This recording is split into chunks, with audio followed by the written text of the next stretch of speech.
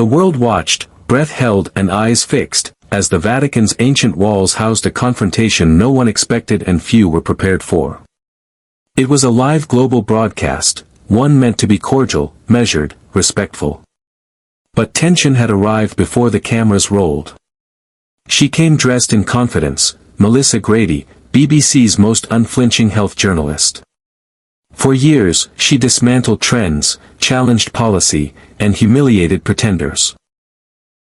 She was sharp, calculating, and loved for the fear she inspired. But today, she was aiming higher. Today, she had set her sights on Pope Leo XIV. The accusation was plain. She leaned into the microphone, her voice steady, words precise. "You are telling seniors to fear their food," she said. "To stop eating the very vegetables that have kept them alive.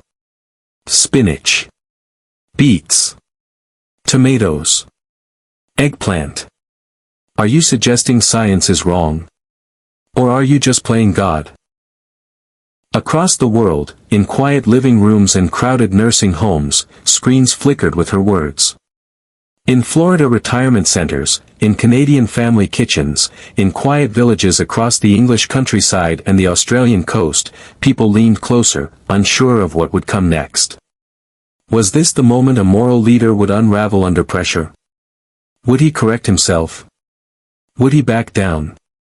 But Pope Leo did not flinch. His hands were folded.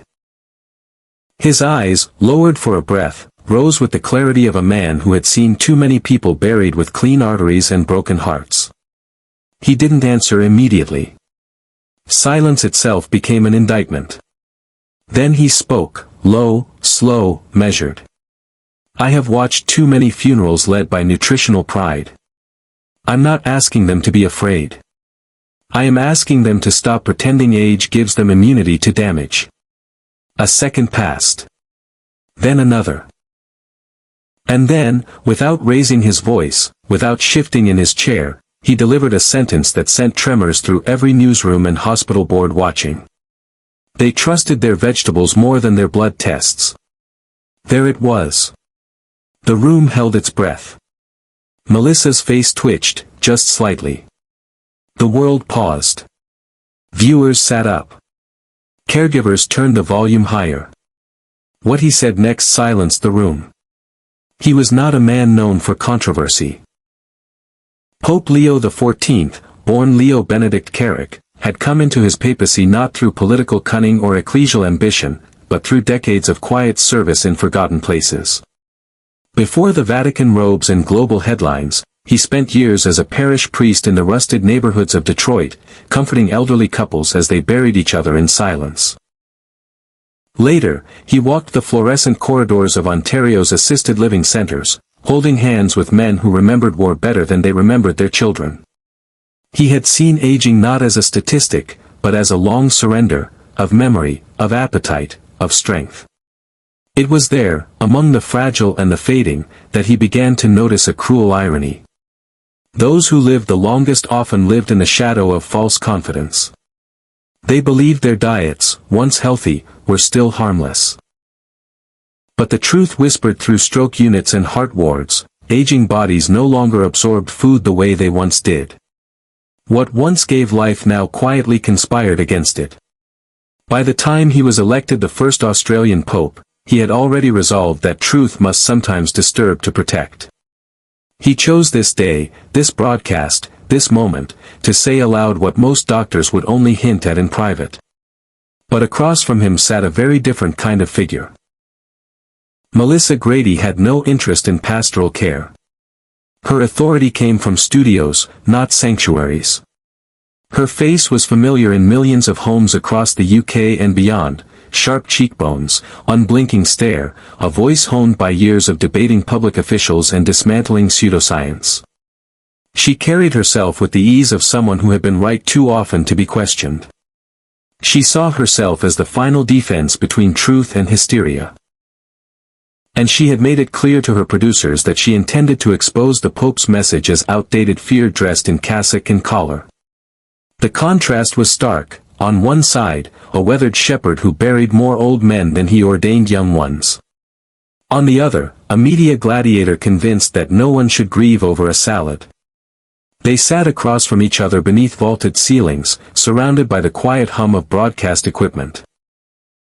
Behind them, a marble inscription from the Book of Ecclesiastes whispered across the airwaves, "There is a time to be silent, and a time to speak." This was the Pope's first public address solely dedicated to senior nutrition. It had been teased by Vatican media as a conversation the world cannot afford to ignore. It aired simultaneously across the BBC, CBC, ABC, and several American syndicates. The reach was intentional.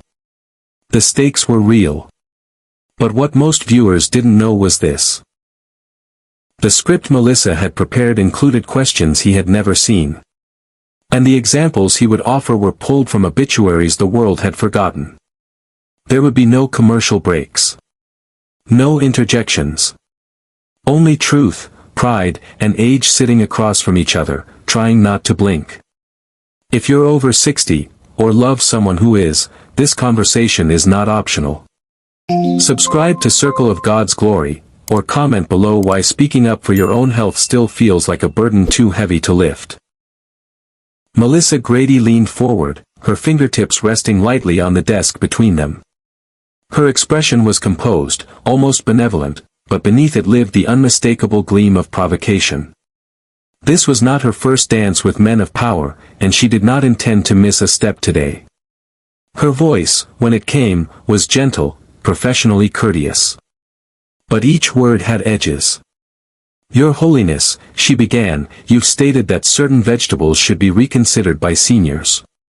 Spinach. Beets. Tomatoes. Eggplant. Foods recommended by nutritionists, promoted in public health campaigns, embraced in every corner of medical literature. With respect, are you suggesting that these very staples are now dangerous? To whom? And based on what evidence?" There was no arrogance in her tone, only confidence. Her eyes, however, betrayed something else, the anticipation of watching a man backpedal. But Pope Leo did not. He tilted his head, as though considering not her question, but how much truth her audience was ready to hear. When he spoke, it was not with rebuttal, but revelation. "I am not condemning food," he said, his voice low and steady, only reminding us that not all foods remain equally safe as the body ages. What is medicine to a child may be poison to a grandmother. Nutrition must grow with us, or it begins to betray us. Melissa hesitated, caught momentarily off guard by the softness of the reply. It was not defensive. It was not evasive. It was, in fact, unerringly reasonable. She pressed again. "So, you're saying that seniors should fear their vegetables?" The Pope's gaze did not waver. "No," he said. "They should understand them." A pause followed. Not long, but long enough for viewers to begin feeling something shift. In a retirement home in Oregon, a nurse turned up the volume. In a London kitchen, a daughter watching beside her aging mother leaned in, phone forgotten in her hand. Pope Leo folded his hands slowly, not in performance, but in the way one folds a truth before presenting it to someone they care about. "You must realize," he continued, "that the human body is not static.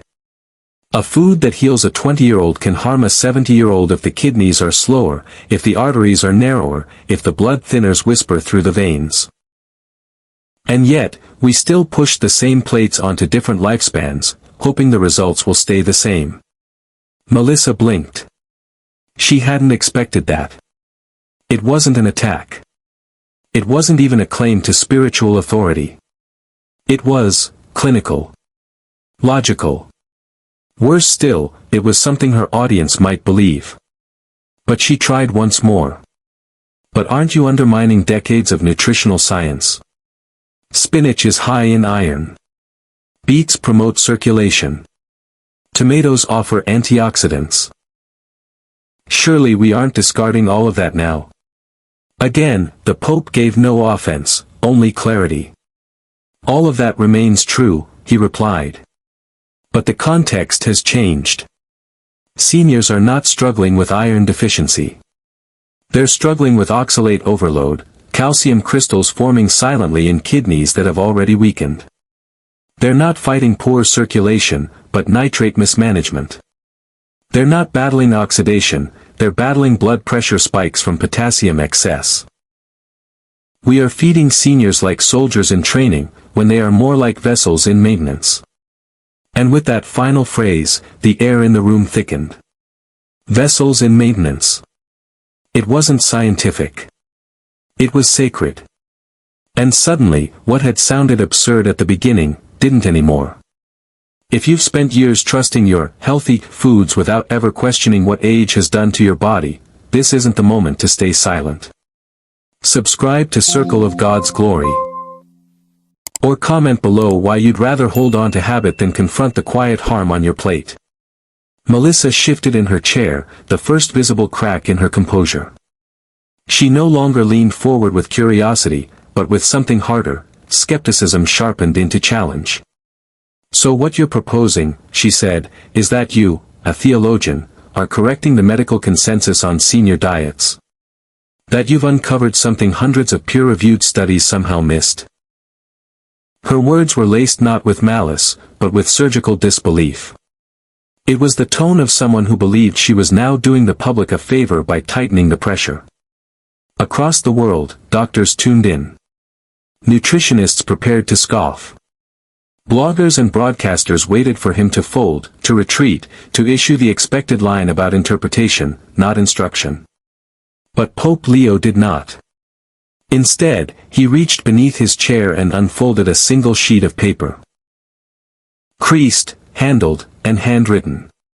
This is from a nurse in Ontario, he said calmly. Her name is Elaine.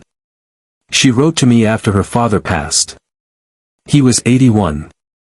No history of fast food. Daily walks. Garden vegetables. A man who believed in doing things right. The cause of death, renal overload. Crystals. Silent buildup. Years of spinach smoothies and beetroot juice, done out of love, not neglect. He paused. And this one, he held up another page, is from a hospice worker in Birmingham. His patient was 76.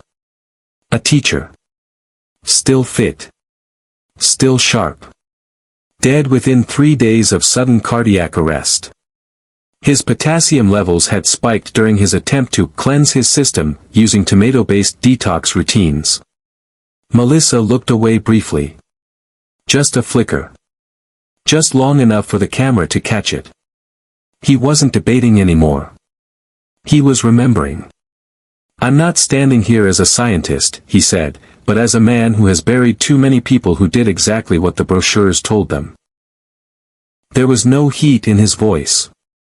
Only sorrow. Then, quietly but deliberately, he spoke again, this time, introducing words many in the audience had never heard before.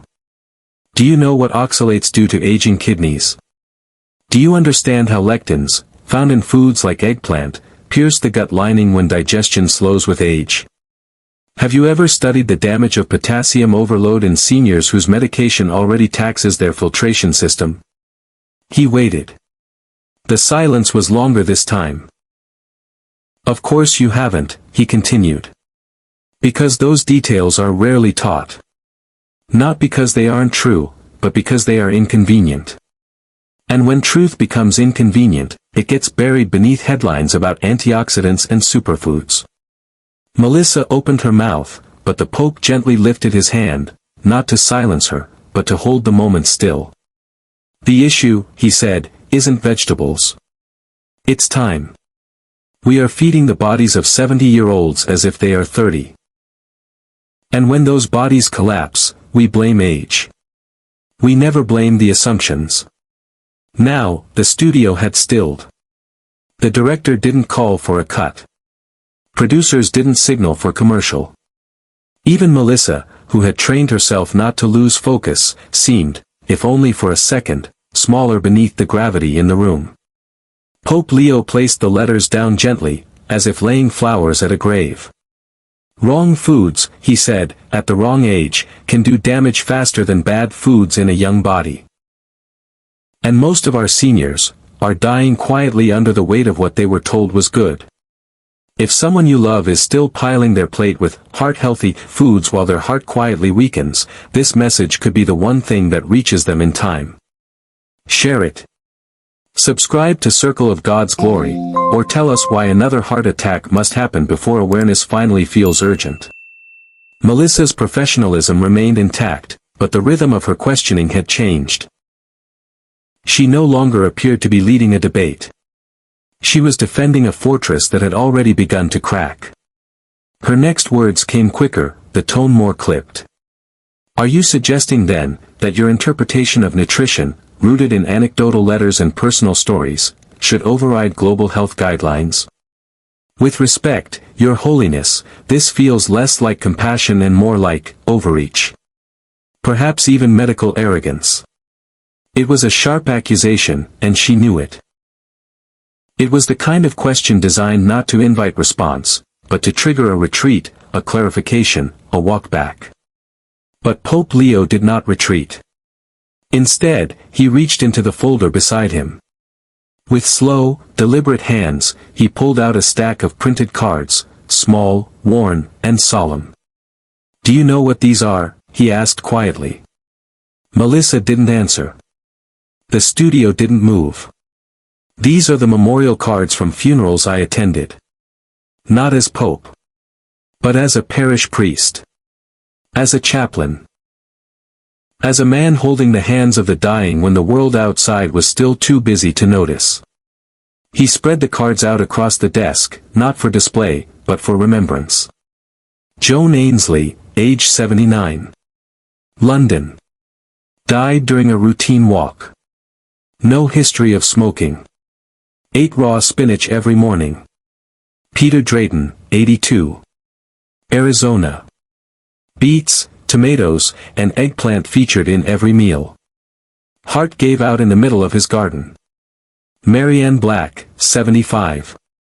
Ontario. Died peacefully, yes. But with calcium buildup that doctors admitted had been growing for years. He placed a hand over the final card. And Maria Valdez. San Francisco. Survived 3 children. Walked to church daily. Passed out after a juice cleanse of anti-inflammatory vegetables. Never woke up. His voice did not crack, but it grew quieter with each name, as if mourning should not be shouted, even when justice demands it be heard. You call it fearmongering, he said, lifting his eyes. I call it mourning. The line hung in the air like incense. Heavy. Sacred. Undeniable. It was not a slogan. It was not a defense. It was grief, sharpened into truth. He didn't look at Melissa. He looked at the camera. Through it. To those watching, he said, if your mother is still alive, if your father still walks each morning believing his bowl of greens will carry him another year, ask yourself, when did you last check if his medications affect potassium retention? When did you last ask what his cardiologist said about oxalates? When did you last question the idea that all vegetables are safe for all people at all times? The silence in the studio now became a participant in the interview. Pope Leo turned back to the cards. He gathered them as one gathers fragile memories, slowly, reverently, as though afraid to bend the stories they carried. I speak, he said finally, not as a scientist, but as a man who has sat more times beside the dying than most scientists ever will. And in those moments, no one asks about studies. They ask if anyone told them the truth. If you know a healthy eater who still landed in the ER, then you already know that silence is a killer. Subscribe now to Circle of God's Glory, or comment below why truth only matters in your life once it's too late to change the outcome. There was no applause. No interruption. Only stillness, wide, cavernous stillness, as Pope Leo laid the last of the funeral cards aside. The weight of them was not in their paper, but in their silence. They had said enough. Now, the living were the ones who owed an answer. Melissa sat back in her chair, visibly unsettled but unwilling to retreat. Her pen no longer moved. Her notepad lay untouched. The confidence that had filled the first 10 minutes had thinned, just enough for the cameras to catch it. She didn't speak. Not yet. But he did.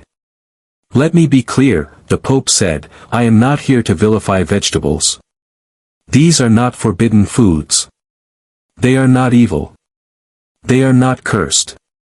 But they are, now, dangerous, in the bodies of those whose time is no longer youth." He paused. A breath. A reckoning. We have for too long preached the gospel of universal health. But there is no one-size-fits-all diet for aging vessels. A 90-year-old does not need the meal plan of a marathon runner. The failure to understand this is not just a nutritional oversight, it is a quiet betrayal. And then, slowly, methodically, like a physician unfurling a chart before surgery, he named them. "Spinach," he said. "Beautiful, green, praised in every publication. But it is saturated in oxalates, compounds that, in aging kidneys, begin to crystallize. Slowly. Painfully. Silently. What the young body flushes, the old body stores." He moved to the next. Beets. Bright. Sweet. Full of natural energy. But those nitrates, so loved for their heart stimulation, overwhelm the weakened filtration systems of seniors. What begins as a boost becomes a burden. The kidneys do not thank us. They surrender. He continued. Tomatoes. Nightshades. Their acidity is manageable in youth, even beneficial. But with age, those same compounds inflame joints, irritate the gut, and disturb the rhythm of digestion. Especially in those already battling arthritis, reflux, or autoimmune decline. And finally, eggplant. Its color deceives. Its popularity reassures. But inside? Lectins, tiny proteins that pierce the gut lining, spike blood pressure, and worsen the effects of medications seniors already rely on. It is not the skin that is dangerous, it is the insistence that nothing changes. The list was done. But his voice had not lost its reverence. "These foods were once blessings," he said. "But like everything under heaven, they too are bound by time. And time has changed the bodies of our elders. These vegetables are no longer medicine for them. They are hidden burdens dressed as healing." No one in the studio moved. The usual rustle of notes, the tapping of pens, even the director's whispered cues through the earpiece, had all gone silent. The camera stayed fixed on the Pope's face, not because of protocol, but because no one could look away. Melissa didn't argue. She couldn't, not now, not against this. And Pope Leo, who had not raised his voice once, delivered his final line of the moment as if to both answer and absolve. "I am not asking the world to abandon vegetables. I am asking it to finally love the elderly enough to stop feeding them like children. If even one of these sits in your fridge today, waiting to be blended, roasted, or served to someone over 60, this moment should not pass you by. Click subscribe to Circle of God's Glory. Or drop a comment explaining why learning late still feels easier than changing now." Pope Leo sat in silence for a moment longer, his gaze now softened, not in weakness, but in weariness. Not of the battle, but of the burden. He looked past the cameras. Past Melissa. Past the walls of the Vatican. He looked, in that moment, as if he could see every aging man still lifting a fork without question, every woman over 70 still believing her aches were natural. Every son, every daughter, who bought the same groceries their parents had used for decades, thinking loyalty was love. Then he spoke, not to Melissa, not to the journalists, not even to the church. But to the watchers. The forgotten ones. To every grandmother watching this alone, he said quietly, "I know you followed the rules. I know you read every label, bought what they told you to buy, cooked what was said to heal. I know you only ever wanted to be strong. For your family, for your faith, for the days ahead. This is not your fault. His voice did not tremble. But something in the room did. To every son who meant well, every daughter who never questioned what healthy meant, do not feel shame. Feel responsibility. Because now, you know. And when you know better, you are called to do better. Melissa, for the first time, looked unsure where to look. Her gaze drifted from the desk to the floor, as if the fight had left her. And all that remained was reflection. The Pope continued, voice steady as scripture. This isn't about blame. Blame is useless. This is about love. Love demands truth, even when it disrupts our habits. God never asked you to be perfect, only aware. And then he turned, not his body, but his heart, towards something deeper than food. We cannot keep pretending that aging is a disease. It is not. It is a calling. A slow unveiling. But for those who are called to carry age, we must also carry them. With dignity, with clarity, and with enough courage to question what we were told before their hearts become too tired to resist. He closed his hands in front of him, not folded, not clenched. Open. The world does not need more data. It needs more discernment. And with that, the tension finally released. Not with triumph. But with truth. If you've learned something today, anything that makes you look differently at the plate of someone you love, do not let this moment pass. Hit subscribe to Circle of God's Glory. Or, if listening still feels harder than clicking, share in the comments why you're still waiting. The broadcast lights dimmed gently, not by technical cue, but by a sense of emotional weight that pressed down on the studio. No music played. No graphics rolled. The air remained reverently still, like the end of a sermon not meant to entertain, but to stir the soul. Pope Leo XIV sat unmoved, not triumphant, not relieved, only resolved. The desk in front of him still held the cards of the departed. Their names no longer echoed through the chamber, but they remained present, woven into the silence like a prayer left unfinished. And now, the camera turned not to him, but to you. Because the question that mattered could not be answered by any bishop or broadcaster. It belonged to those watching in their living rooms. In their hospital beds. In nursing homes where silence was not sacred, but routine. So we ask you now. What would you have said if you were in that room with Pope Leo XIV? Would you have defended your dinner plate? Would you have clung to the comfort of habits? Or would you have stopped, just long enough to listen? This is not a broadcast to agree with. It is a mirror to look into. It does not demand applause. Only honesty. If you are brave enough, leave a comment below. Tell us what you feel. What you fear. What you fed your parents without knowing. What you now wish you had asked before their hearts began to whisper louder than their words. And as you prepare to click away, pause. Not for us. For them. May your steps be firm, your heart be soft, and your wisdom never fade. We've done our part. The story has been told. The warning has been delivered. The names have been read. Backhand index pointing right now, do yours. Subscribe to Circle of God's Glory, or explain in the comments why one click is still too much effort for someone else's healing.